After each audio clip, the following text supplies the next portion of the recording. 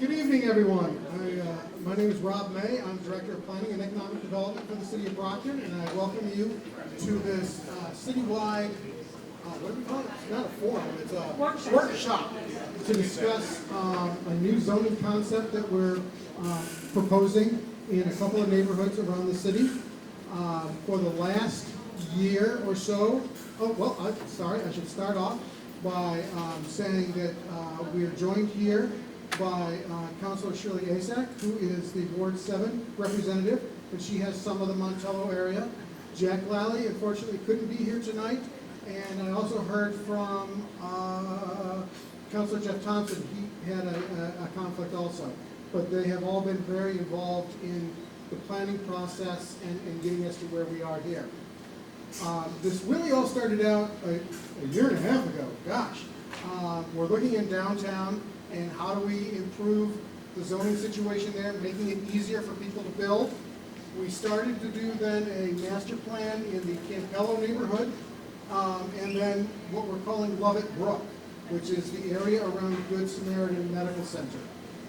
Lovett Brook is kind of got curb appeal. It's like you put in new bushes when you're trying to sell the place. So, come on, thank you. I'm here all night. We're here to talk about form-based code and what that means and how is it different from our current zoning. Now, I don't know if anybody has looked at our current zoning. It's awful. It was written in 1965. A lot of stuff has changed since 1965. Our zoning has not. And so that is what guides development here in Brockton. And I like to think of our current zoning, which they call Euclidean zoning, is like a meat cleaver. It smashes down the middle and separates uses. But we want more than that here in Brockton. And so we're coming up with this type of zoning that is used all across Massachusetts, all across the country, and it's called form-based code. And it's more like a scalpel.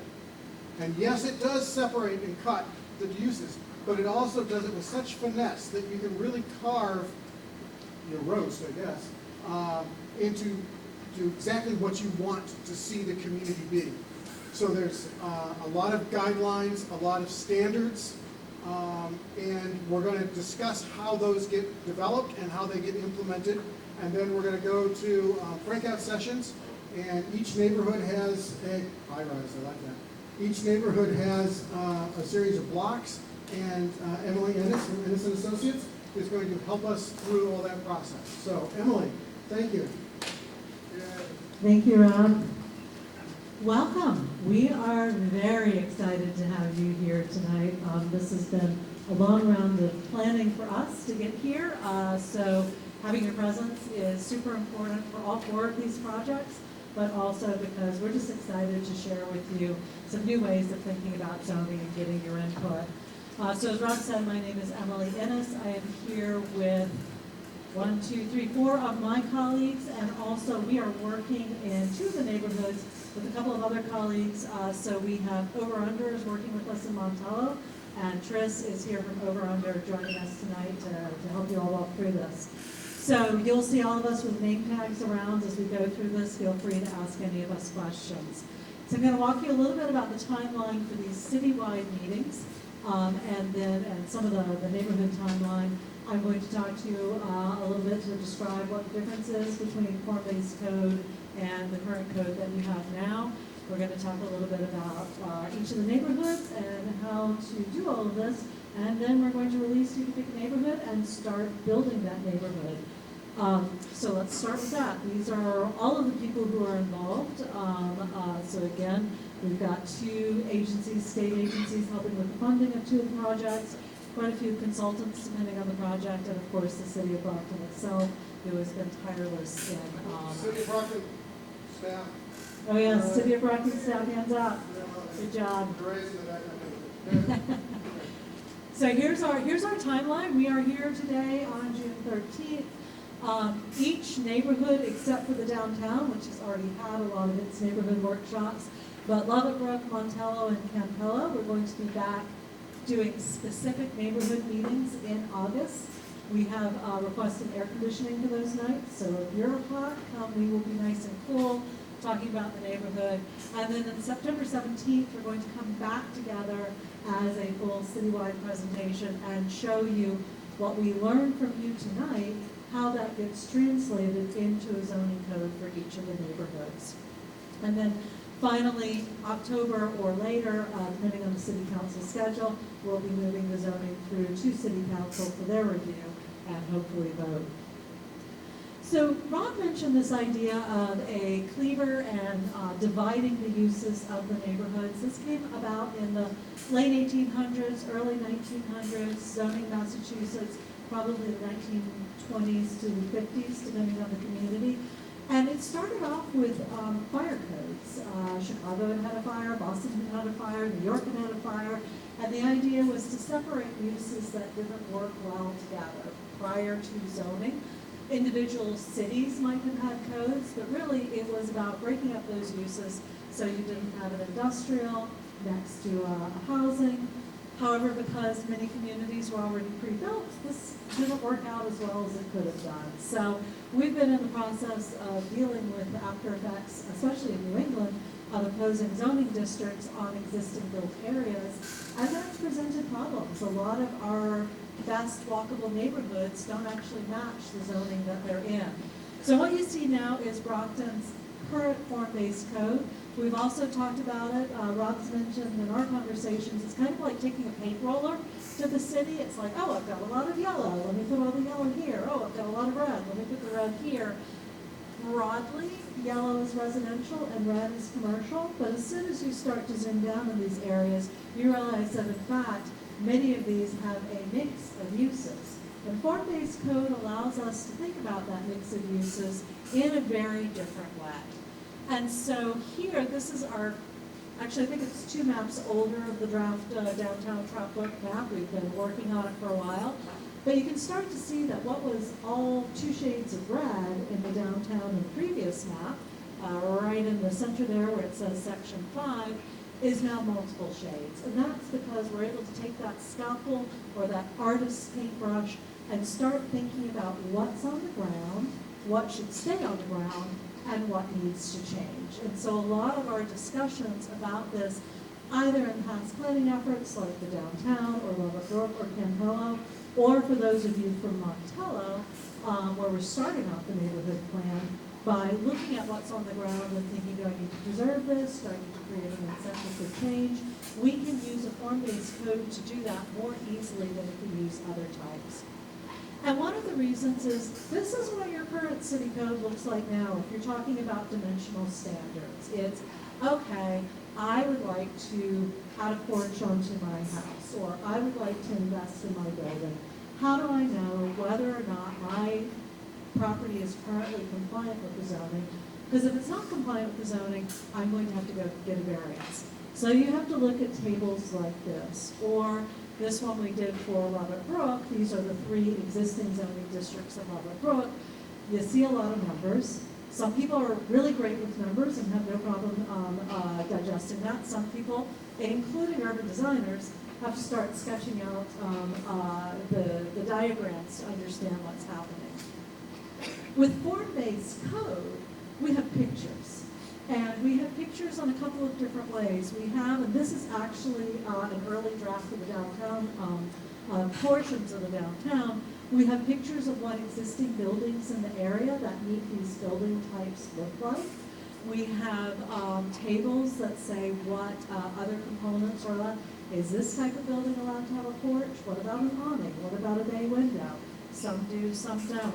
And then we have diagrams that translate the numbers in the table down to the diagram. So if you don't know what a setback is, you can look at C that says you need a setback of 15 feet, follow C down, and see exactly where a setback on the lot is. So form-based code is really good for people who aren't familiar with zoning, aren't familiar with some of the zoning terms, because there's a glossary, there are these diagrams, and really want to understand how this affects them. It's also good for anybody who has to deal with an application at the city level, whether you are a planning board member or a zoning board of appeals member, a developer or property owner coming in.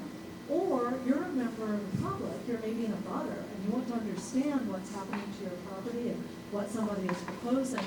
This is a lot easier to read and understand than that is. And so as we look at different types of buildings, we're thinking, okay, is this building kind of a residential building? Is it a commercial building? This is an example of a lab building that we were thinking of for Lovett Brook, although probably not that high. It's exactly, it is the form of the building, it's what does it look like, it's how does it relate to the buildings next to it, it's how does it relate to the street for people walking down it. It's not always about the use. So you'll see that we'll talk about mixed use today as we work with the different portions of the neighborhood. But you can have a lab building that looks like this, you can have a commercial building that looks like this. If you have a mixed-use building, it's going to look a little bit different.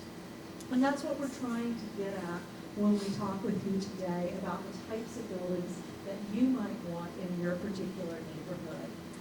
Now, I mentioned something about the buildings relating to the street as well as to each other. And what you see here are diagrams of what can happen in what's known as the front yard.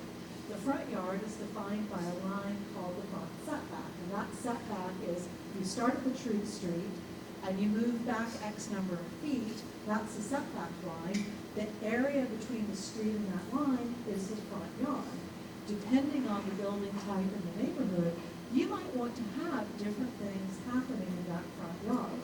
So if you're in an all-residential neighborhood of maybe single, 2, 3-unit homes, you might want that to be landscaped. You might want a lot of green there. There's probably going to be a sidewalk to the house. There might be a driveway off to the side. If you're in a commercial area, this depends on the type of commercial area. If you're in the downtown where there's historic buildings that are right up next to the sidewalk, maybe you don't want a setback. Or maybe, you know, you're rehabbing an older building, you're making it a reuse, you don't have an option about the setback. That historic building is where it is.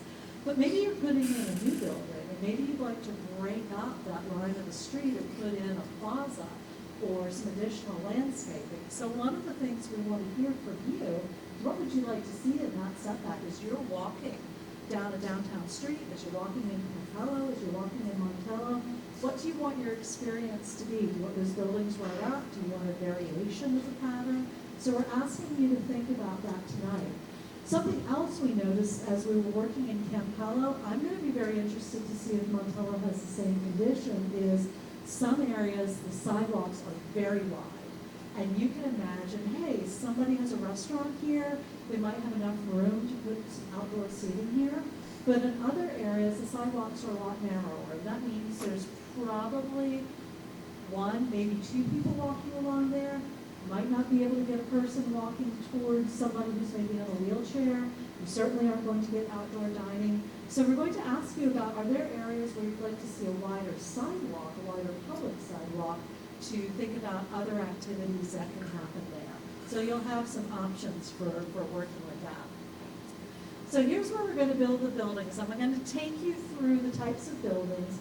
I'm going to show you each neighborhood, and then Paula's going to demonstrate how to build a building before you head over there. So we've got a couple of different pieces. We've got one set of pieces for smaller scale residential, and another set of pieces for either commercial or multi-unit or multi-family building. You're going to be able to tell us what you'd like to see in your neighborhood and how you'd like them to work together.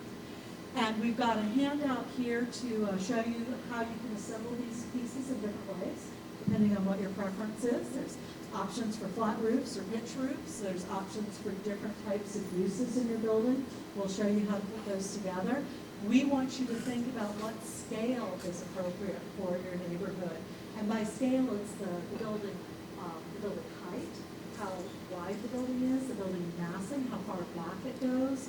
And one of the things that I think is so exciting about this type of event, where we have many different neighborhoods, is I'm expecting to see differences. I'm expecting to say, hey, maybe people from Montello want to see something different happen in their neighborhood from people in Campello, or maybe the downtown is very different from both of those neighborhoods. Lovett Brook has a very different feel to it. So I'd be interested to see what you come up with for your different neighborhoods. So think about the type of building.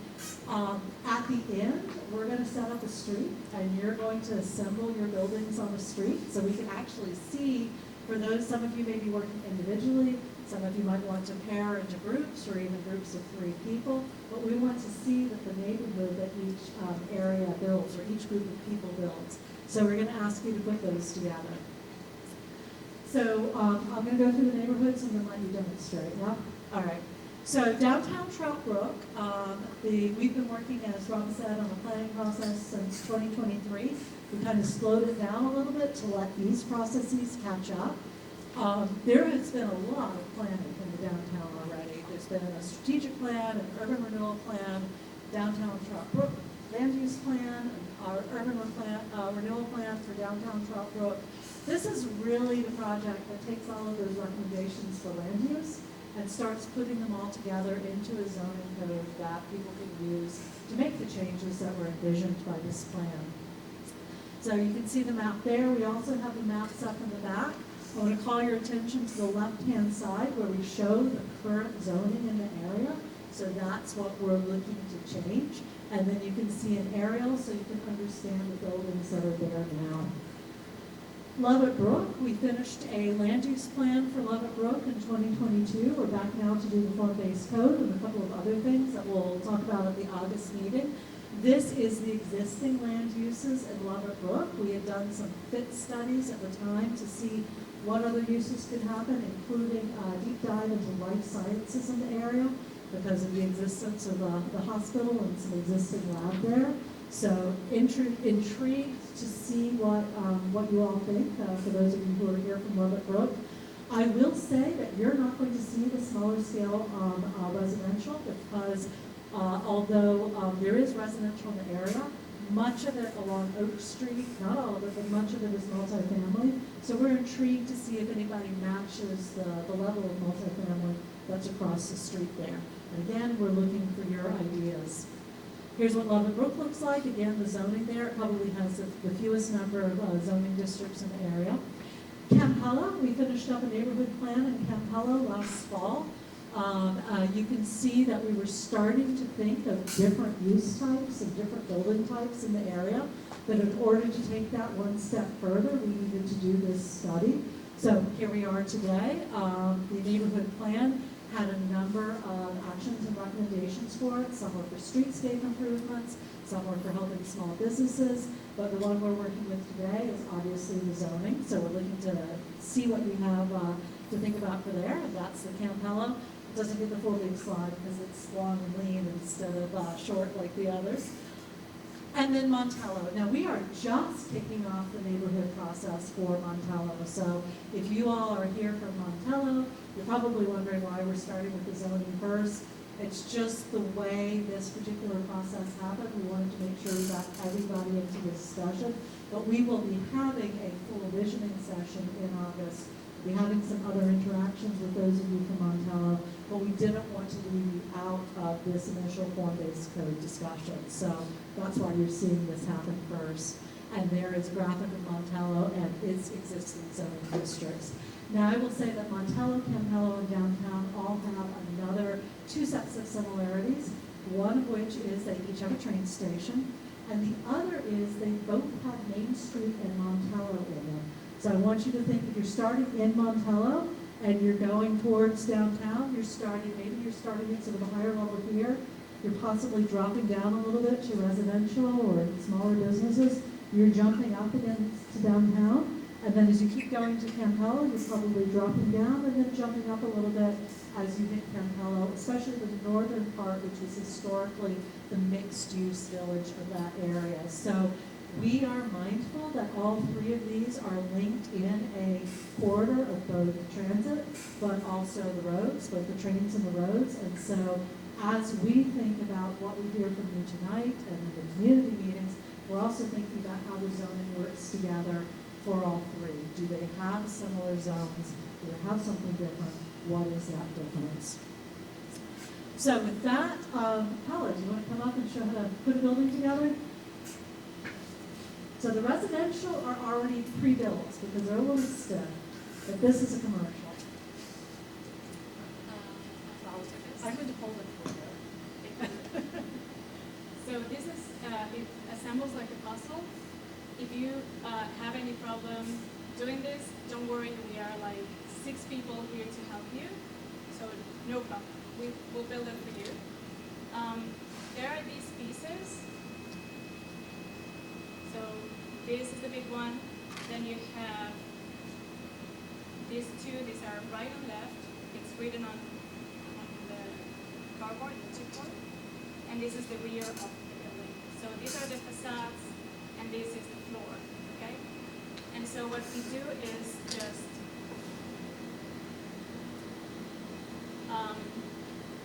see the flat side, the one that doesn't have these little things, and it has to match with this. So it's going to be like clicking like this and clicking like this, okay? So I'm going to do it. It is a bit stiff, so it's strong and doesn't fall apart. That's why it's a bit stiff, but otherwise good.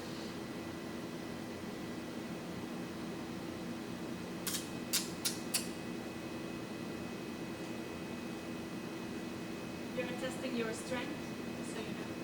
You are literally building the neighborhoods, just want you to know that. Yes, and then the corners.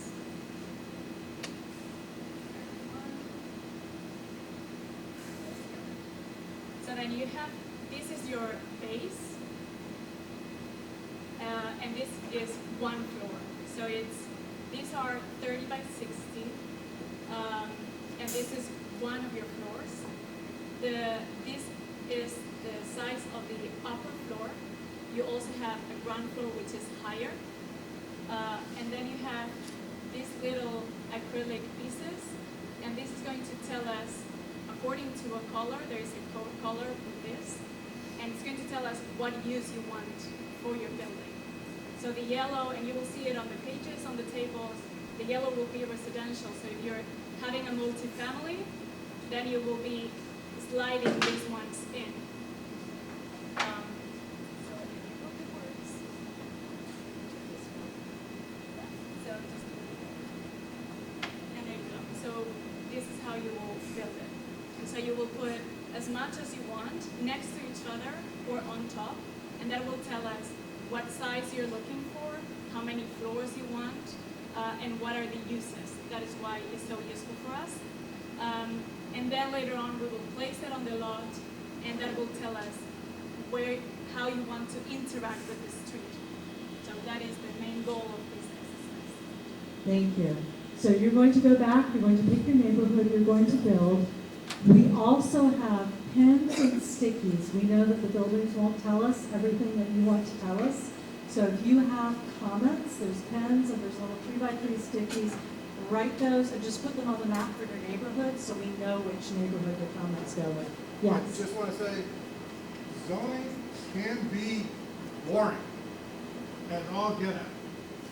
But it's the rules that control how everything happens in the city, how you add a deck to your house, how you add a dormer, how you build, where you build your garage. And it's really important that we have the residents of Brockton telling us how they want the rules to work. Because we'll then take all this information and give it to City Council. Now, we could all sit down with a whole bunch of tables and pads and pens and write stuff out. That's even worse. I'm ready to go home myself. But by working with these little models, you get to design little blocks, little buildings, and we can take that information and translate it into the pictures and the graphs and the bars and the whatevers to make that a future law. So I really appreciate you being out here. This is an experiment with us in how we're building stuff. So you guys are guinea pigs, so thank you for that. And we'll see how it goes, so thank you. All right, so, yes, sir. Question. Yes. Can you give me a concise, short definition of form-based code? Yes, form-based code is a zoning code. The form-based code is a zoning code that focuses on the form of the building and the relationship of the buildings to each other in the street, rather than a text-based code that focuses more on the uses. Yes? So we're, how much are we considering what currently is there? I mean, are we just literally, He's going to I mean, I just struggle with that. Yeah, so the question was, thank you. The question was, how much are we considering what's there now versus coming up with something new? You want to answer that? Yes. Do you want a mic? Sure. Because then people are. There's lots of things that we like about Brockton. There's historic buildings, there's great neighborhoods, there's civic buildings, and with our current zoning, if you go in and you talk about that paint roller, it doesn't matter what was underneath that. It's all being painted the same, and so it gets treated the same. But if you have buildings that you want to preserve and cherish, this form-based code will allow us to go in there and carve around those particular areas. Or if there's areas that we want to see greater development or bigger change, using those paint by numbers concept of going in, this particular 3 lots are going to be this kind of use. It really gets fine-tuned in there. So we want to know, as we meet in the neighborhood meetings, we've been talking about what we want, what the community wants to preserve. And this is a lot about what we want to change also. Yes, sir? So you're looking at overlays. This would be a new base zone. So it would replace what is currently there. So if you're in that district, you apply to these rules. If you're in the regular district, in the R1C, R1B, all the way out on west side of the city, this won't particularly affect you. So we're experimenting around the 3 transit stations. We're doing it as part of coming into compliance with the new MBTA Communities Act, which requires us to look at greater density around trains because we have this great asset and we should use it. But there's other areas of the community that we're not quite ready for yet. And so let's tuck in here, get the scalpel out, fix it the way we want it to be, and then go at it from there. So, thank you. Okay, everybody ready to start building? So pick your neighborhood. We'll be around to help you get started. We're going to give you about 30 minutes, and then I'll just judge and see what the time looks like from there. All right, everybody, we're going to start telling everybody else what you built. So I am here, where am I? I'm in Montella, right? Awesome. All right, everybody, if I can have your attention. We are starting in Montella. Montella, tell us what you built. Here's the spokes model.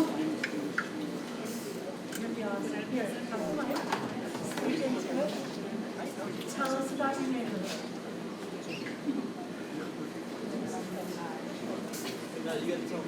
So I chose Brockton, and I wanted there to be a hotel, so if people miss their train, they don't have to drive as far opposed to stay. And around the next town is a private garden in a seated area, and then a public garden, and there is 2 floor spots for people who are staying at the hotel.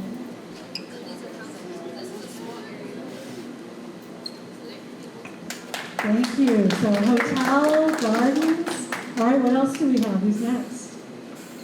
Are you? Diane, Dawn and I came up with a multi-story residential building with a coffee shop on the first floor, right next to the train station across from where the dry cleaner is.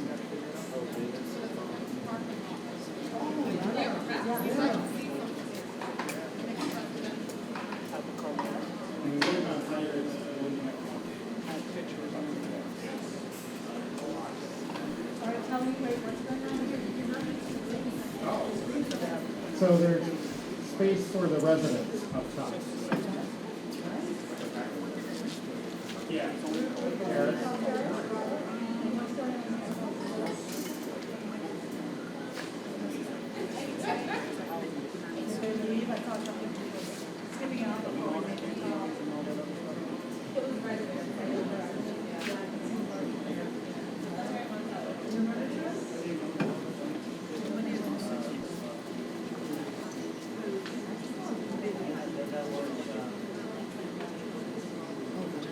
That's why you see all the multi-families, the super codes, industrial shit. We got everything else up to the church. Because back then, you were to walk up the neighborhood. You wanted to walk up the neighborhood. We found that there are some empty factories in the area, so we're going to be looking closely at those. Okay, good to know.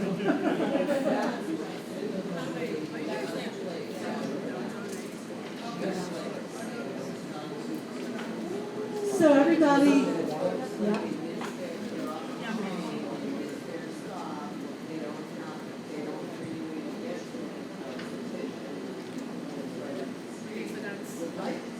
They don't have any, so this would be, that would be one. So look how the design came out here, right? So we've got this mix of single-family homes. We have a park with, I can see there, it's residential and office going in there. We have the hotel space here with more greenery, some public and private space. And then we've got a much bigger development, mixed use, with a roof terrace in the area. So you're starting to see how these different building forms are actually being used for much different uses and how they can knit together to kind of replicate the mix of uses that we've got in the neighborhood now, but adding some missing pieces that aren't there now, the hotel and the park. So nice job, Montel. All right. Lovett Brook. What do we have in Lovett Brook? You first.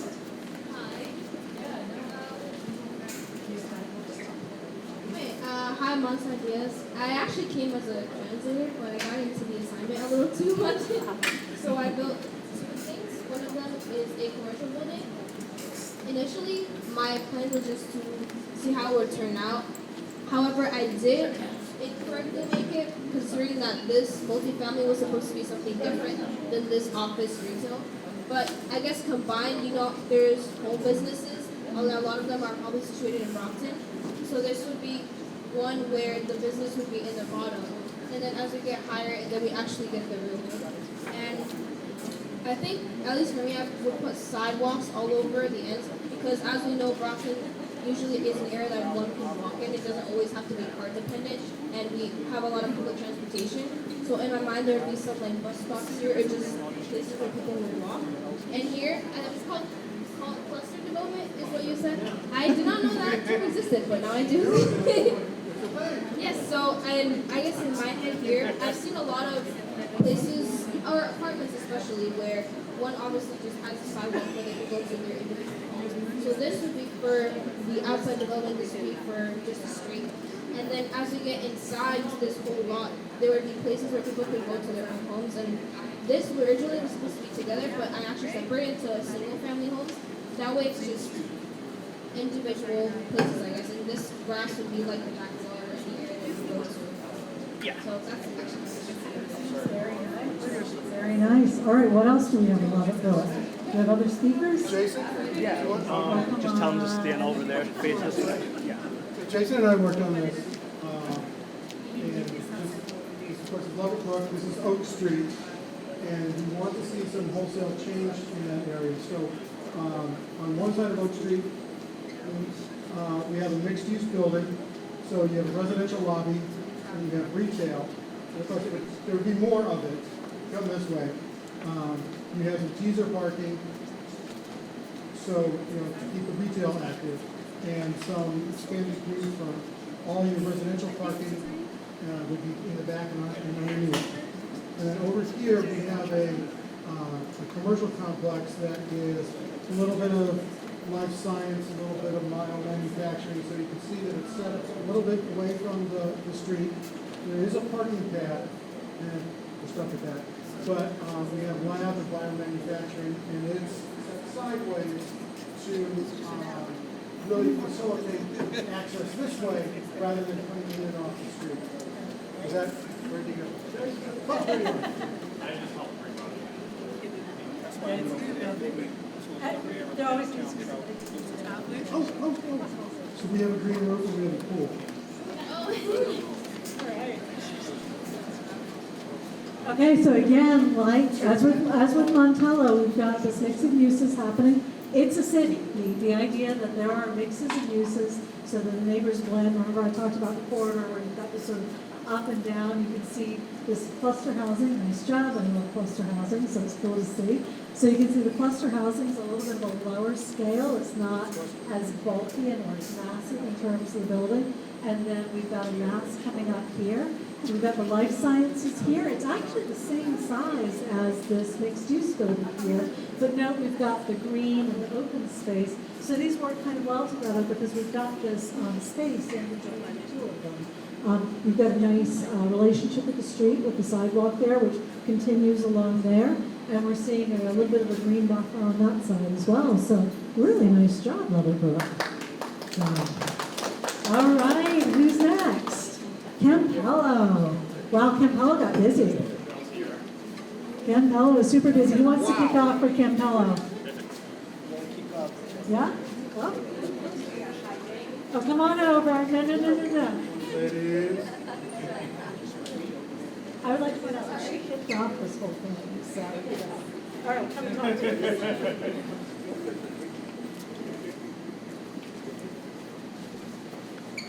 It's not karaoke.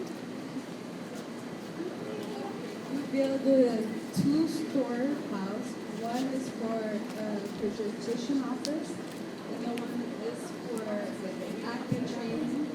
And this is the only size. And we also have parking lot entrance. This is the parking lot, and this is the exit. Like when you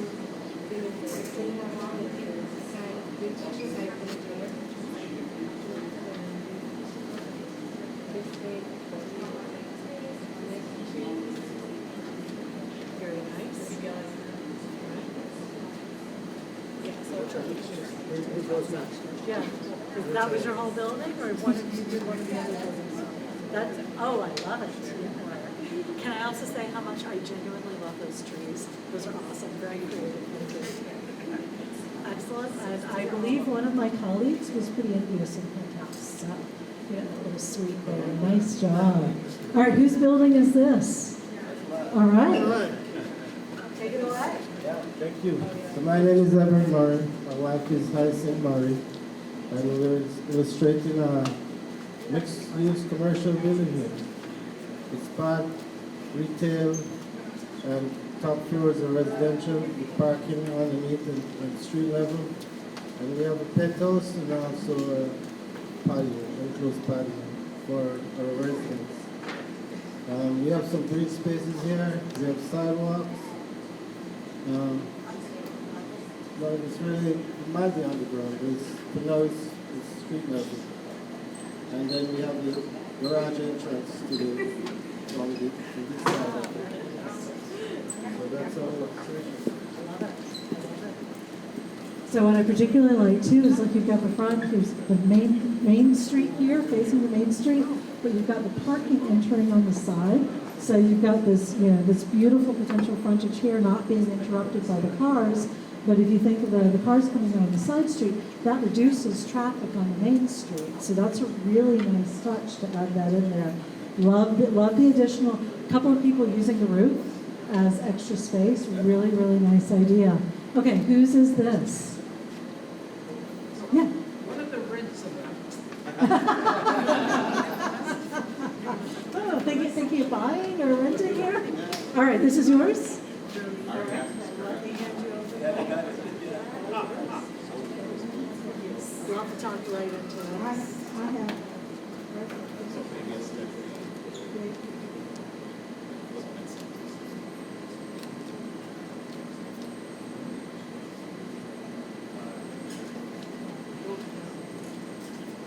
So you've got some residential buildings, I can see those.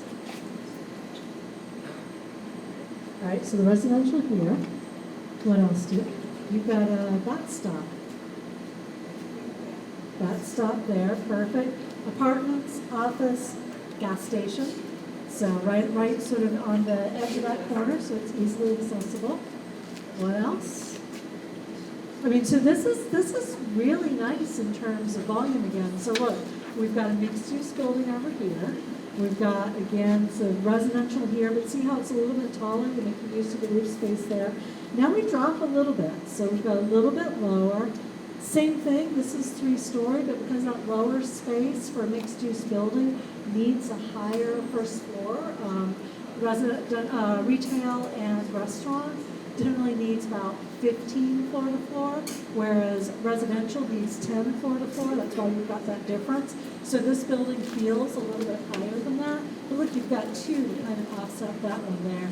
You've got apartments, office, gas station. You're starting to see this complete neighborhood of different things that people might need. And then did you also do the one over in the corner there? So I'm seeing the store there, and a restaurant.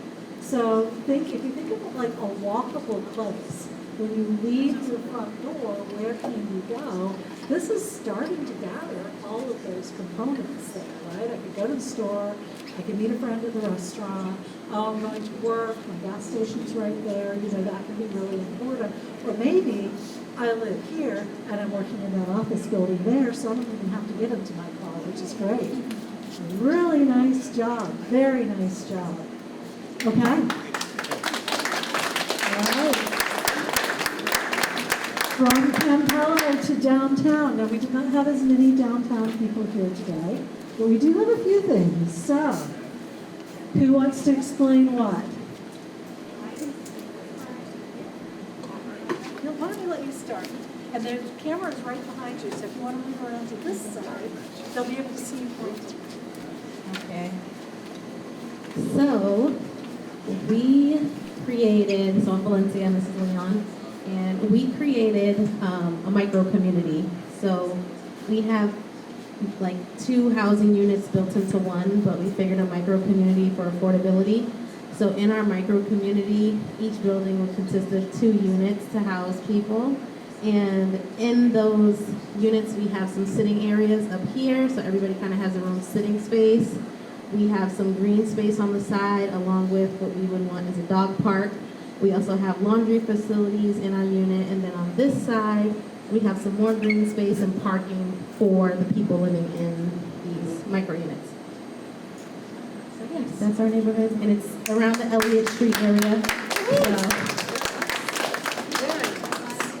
Yeah. You said you have the other one? All right, you do the other one, and then we'll... Hi everyone, I'm Dre, and we worked on this with Rosie and Kiara. And we have an apartment building here, but the thing I think we really wanted to also add to it was green space and spaces to sit the folks. And we actually knew exactly where they wanted this. They wanted this on Court Street, which is very cool. And a lot of sidewalk as well, because they wanted people to walk up and down the street and have space. That's what we have here. And I think we have space for more stuff. Hi, my name's Jed. I live downtown. And I've also been part of the downtown rezoning committee, so I confess I was not really involved with this tonight, but I've thrown out many ideas in that forum. I know one of the ideas was that we have properties abutting the Trout Brook. So for example, we might be able to give incentives or a bonus. So let's say if the developer, the owner, redevelops that part by the Trout Brook, maybe we allow them to add extra height to the building, right? Or we allow certain uses that might not be allowed somewhere else. In terms of what I added here, I added light rail. It is a long way between those 2 train stations, so it'd be nice to have a stop halfway between, to say the least, of going east-west. If anybody's ever taken a bus to the Cape, Plymouth, and Brockton bus company, that was originally a trolley company, right? It started here. And then I put biking, of course, big biking business. Thank you.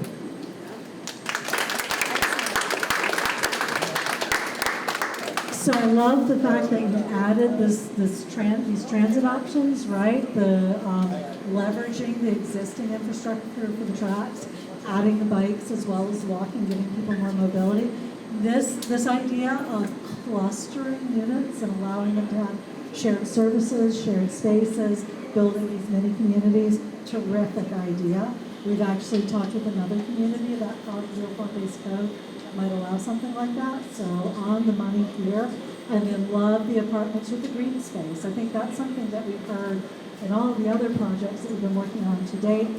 Heard a little bit about it from Montello tonight, but that idea that there needs to be more green in Brockton. And especially, we've talked about preserving existing buildings, but to your point about incentives, maybe with new buildings, we can provide some additional incentives to get that green space exactly where people want it. So really nice job downtown. All of you, give yourselves a hand. Really terrific. So we're going to hopefully see you all again in August at your respective neighborhood meetings. We'll look at things in more detail. You'll start to see how we translate what we did today into a form-based code and what that means. You'll get to more opportunities to tell us specifically about your neighborhood. As Rob said, what you want to keep, what needs to change. So we're looking forward to seeing you all there. And then in September, when we all come back to see what does this look like for the city, hope to see you there again as well. So thank you for your time on this beautiful evening. We really appreciate it. Thank you for your creativity. We're going to be taking a lot of pictures before we pack up. So again, appreciate your being here.